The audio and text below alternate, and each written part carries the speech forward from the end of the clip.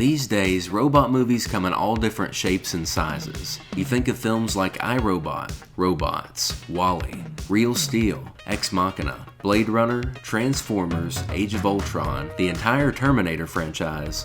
Well, probably not the entire franchise, but my point is, for the last 40-something odd years, perhaps even longer, we've been obsessed with robots in the cinematic landscape. Characters build them, fight them, nurture them, travel with them as companions, and lately the trend seems to be having intimate relationships with them. I can't believe Vanessa, my bride, was a fembot. 2025's Companion delineates the story of Jack Quaid, aka Hugh Campbell, and his robot girlfriend Sophie Thatcher, aka that alternative speederback girl from the Book of Boba Fett, and how their getaway with friends at a millionaire's lake house turns disastrous. Hi, and welcome to Studio Cinema Saturday, the show where we review films old and new, the ones that you don't like and the ones that you do. I'm your host, Dalton Sherrill, and today we're going to be taking a look at Drew Hancock's sci-fi thriller, Companion. Now before we dive into this film, let's talk just a little bit about today's director, Drew Hancock. Companion was his directorial debut,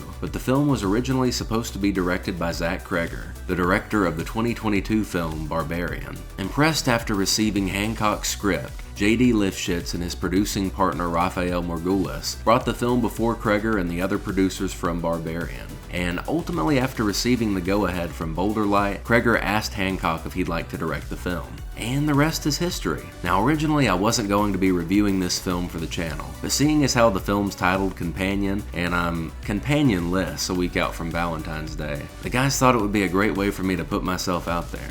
So let's go there, let's make our escape. Getting into some spoiler-free thoughts about the movie, what did I think about it? Genuinely, I think it was a good film. A good film, not a great film, not an amazing film, but an entertaining watch nonetheless. I will probably continue to say this in new movie reviews until something changes, but this movie was another case of the trailer giving away too many plot details before my butt ever touches a theater seat. The first trailer for Companion was literally perfect.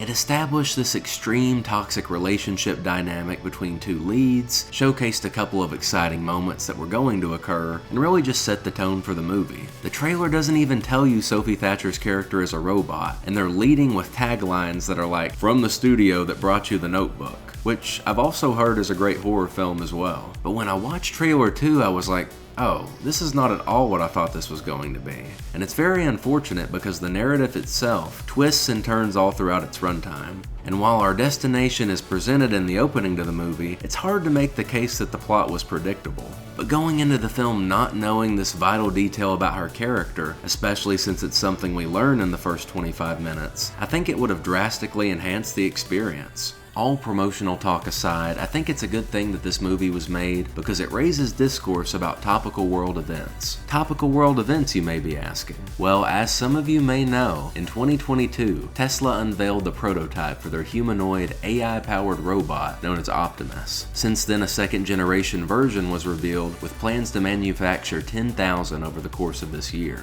I knew the Tesla robot existed prior to doing this research, but I didn't know what all it could do. Pretty standard robot stuff based on the precedent set by science fiction, but overall that's pretty impressive stuff. Taking this a step further, a company called Realbotics is developing what they describe as robots with a human touch. These are fully customizable AI-powered robots that actually bear a resemblance to people. These robots are designed for companionship and intimacy. This particular model has 17 motors in her neck and head alone for mouth and eye movements, and users can customize her face, hairstyle, and colors according to their preference. Sound familiar? I mean, their website alone is dystopian as hell. Now tell me this, who is the bigger freak? The man that buys just the head, or the man that purchases the full robot woman? Now back to Companion. A lot of people are calling this a horror movie, and I think that couldn't be farther from the truth. At its core, it's a sci-fi thriller with hints of comedy and horror. And I think one of the best things a piece of media can wow me with is its ability to seamlessly blend these light and dark tones, which the movie does fairly well. Some other elements that lended to an enjoyable movie-going experience were the beautiful cinematography, upbeat music tracks, the fun and eccentric secondary characters, and perhaps most importantly, Thatcher's nuanced portrayal of Iris. So, Do I think you should watch this movie? Yeah, it's fun, entertaining, and provides some good thrills. I don't think it'll blow you away, especially if you're a huge connoisseur of strictly thriller movies or even other films that depict human-robot relationships. But there might be a few things that surprise you. Now for the fun part. If you don't want the other 30% of Companion that wasn't shown off in the second trailer spoiled for you, go ahead and click away. But if you want a more in-depth analysis of what's actually going on in this movie, and you'd like to help me save up for a robot girlfriend, stick around for the real review.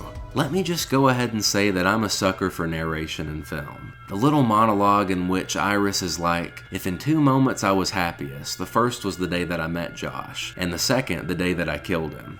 Ugh, it sounds really cool, especially the way she says it. However, despite its cool factor, you already know an essential aspect of the film's resolution going in. But contrary to that, I have to admit that around 3/4 through the movie, I totally forgot she said that. This could be attributed to short-term memory issues, but at the same time, there's so much going on that the writers do an excellent job of distracting you from that. Josh and his girlfriend Iris are leaving for a little weekend getaway with his friends, but Iris has some anxieties about the whole ordeal, claiming that Josh's friends don't really like her. And once the two of them get there, this couldn't be more true, such as in moments where Kat greets them at the door, or when the couples divulge the stories of how they first met. There are little details like Iris thanking the self-driving car for getting them to the lake house, and Kat telling her that she makes her feel replaceable, which is probably aided by the affair with Sergey, the owner of the estate. But again, I think all of the subtleties of the writing are undermined by the promotional material that tells you Iris is a robot. You know, I would kind of like to find these things out by, watching the movie. I don't know, just a thought. The next day, Iris goes to the beach and is sexually assaulted by Sergey, this Russian millionaire type with a mullet, and you're like, okay, that checks out. He definitely seems like the type of guy to do something like that. During the attack, Iris pulls a switchblade from her pocket, stabbing Sergey and ending his life. She then returns to the lake house and is almost immediately powered down and tied to a chair. It's then revealed that this was Josh and Kat's plan all along. The two of them conspired to kill Sergey, steal the $12 million in his safe, and blame the homicide on one of the two unwilling victims in their scheme, Josh's robot girlfriend. Then we get to this scene in which Iris wakes up and Josh informs her that she's a robot, and that all of her experiences, emotions, memories, everything that comprises her is simply programming. This revelation, her reaction to it, and the idea that she's being manipulated by two seemingly trusted individuals in her life is a dour moment in the film which started to emotionally connect me to Iris's character. We see that instead of their cute and awkward grocery store encounter with the oranges, Josh has her shipped to his house. He goes through the setup process and immediately just starts f***ing her. And you're like, oh man, like right now? Oh, Josh. While everyone is out of the room and discussing where to go from here, Iris knocks over the chair she's tied to and cuts her bindings with the murder weapon, allowing her to escape. There's a scene shortly after this where Eli, one of the two members of the gay couple in this film, demands the money be split 4 ways instead of 3, allowing for his partner Patrick to get a share of the money. And you're like, oh, why wouldn't Patrick get his share? And then you're like, oh, Patrick's a robot too. This is a twist they genuinely got me with. Now during her escape, Iris manages to get Josh's phone, which he revealed allows him to customize and control her. But he also uses illegal mods to manipulate her base code. I'm imagining Drew Hancock logic here, like, if my world has companion robots, naturally, as with any technology released, someone's gotta figure out how to manipulate it, improve it, reverse engineer it. Hey man, check out my companion robot. Yeah, that's weird. What would you like me to know about it? Well, between you and me, I hacked into its base code and installed the Foot mod. From here, Iris escapes into the woods while the others fight over the money and concoct a plan to go find her. During this sequence, there's a fun joke about Sergey's safe combination being Stalin's birthday, which Eli takes a gun from. And in retrospect, from the moment Sergey dies, everything is just this nasty domino effect that paves the way for Josh and Iris's showdown at the end of the film. Iris is forced to kill Eli, which allows Josh to perform a factory reset on a depressed Patrick, transforming him into a murder bot. And because of this, Patrick kills Officer Hendricks, Kat, and an empathics worker, an employee of the company that manufactures the companion robots. Speaking of Officer Hendricks, I love the scene of this initial encounter with Iris because she can't tell lies when questioned, so she changes her language to German on her control app, which prevents him from understanding her. This was a really clever moment in the film. Another notable scene is when Josh has Iris handcuffed to the dining room table, and we get the iconic moment from the trailer in which he places a candle under her outstretched arm. In the scene, he kinda just complains about how shitty his life is, and with 100% intelligence, she absolutely roasts him and confirms how much of a loser he is. Then he turns her intelligence down to 0, and burns her, as a controller with low self-esteem would. Then he gets Patrick to just blow her brains out. Have you ever seen those memes where it's like, "Hey Jarvis, obliterate the family of 4. Hey Jarvis, shoot my robot girlfriend." Then the empathics workers show up to take her, and they're just listening to Josh's BS story. Also, Patrick is posing as Officer Hendricks, but as they're taking her, they reveal that the robots record everything, a section of the user agreement Josh ignored from the get-go. Following this, Josh sends Patrick out to kill the workers, and he shoots one of them. After this, there's a scene where Patrick is gonna kill her and the other robot worker. However, Iris causes him to remember his relationship with Eli, which ultimately results in a sad scene of him kinda spontaneously unaliving himself with the stun stick. The empathics worker, I guess, mods Iris on site like Josh did, and he's given her absolute control over her body and programming. Instead of immediately choosing freedom, she risks it all to go back and show Josh that he no longer has any power over her, and this is a change she's begun to exercise more and more over the course of the film. The fight ends with Iris grabbing this mechanical corkscrew bottle opener thing from the beginning of the movie and using it to drill into Josh's brain while he has her pinned. Honestly, it was one of the more creative movie deaths I've seen in a minute.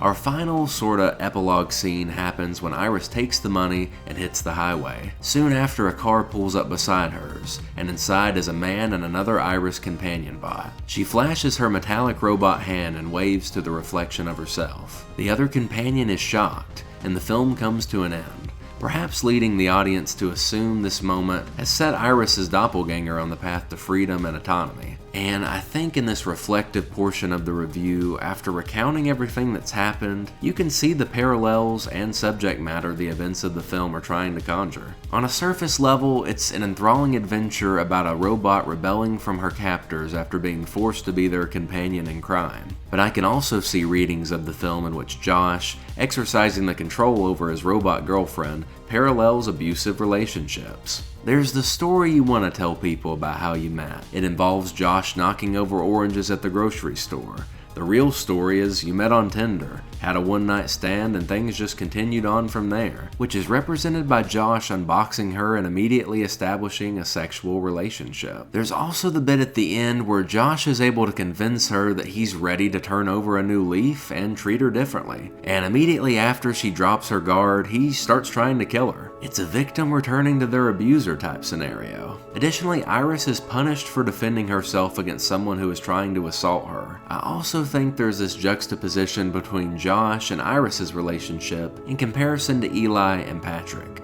After Josh betrays Iris's trust by orchestrating the murder, she really doesn't trust him again until the scene at the end of the film. On the other hand, right before Eli died, he conveyed to Patrick how, despite him being a robot, the love he felt was as real as any other. And consequently, it's this powerful bond that's able to override his programming and save Iris. I don't know if there's an explicit message here, but it's food for thought. All in all, I'm gonna rate the film a 7 out of 10. I've seen enough robot/artificial intelligence relationship type films to form an opinion on which are my favorites. I think this is somewhere in the middle. I thought the premise was cool and the performances were captivating. However, despite the twists, I don't think anything shocked me quite like, comparatively speaking, certain moments from a film like Barbarian. But I have to say, the filmmaking was very top-notch. Cinematography, music, locations, visual effects, and most notably for me, the title card and credits, which are like love letter pink with that cursive font. I dig it. I dig that a lot. With that being said, we hope you enjoyed this episode of Studio Cinema Saturday. If you did, be sure to subscribe, drop a like on this video, and tell us what you thought of Companion in the comments section down below. But wait, while we still have your attention, You might not know this, but the word on the street is that there are many other episodes of Studio Cinema Saturday and its sister show Television Tuesday floating around the internet for you to enjoy. We may also produce a show called Buying a Film Its First Drink. The premise being when a film turns 21, we buy it a drink and we tell you what we think. And when we aren't making this show, we pursue our own filmmaking ventures through short films and skits, also found on this very YouTube channel. And as always, we'll see you at the next watch.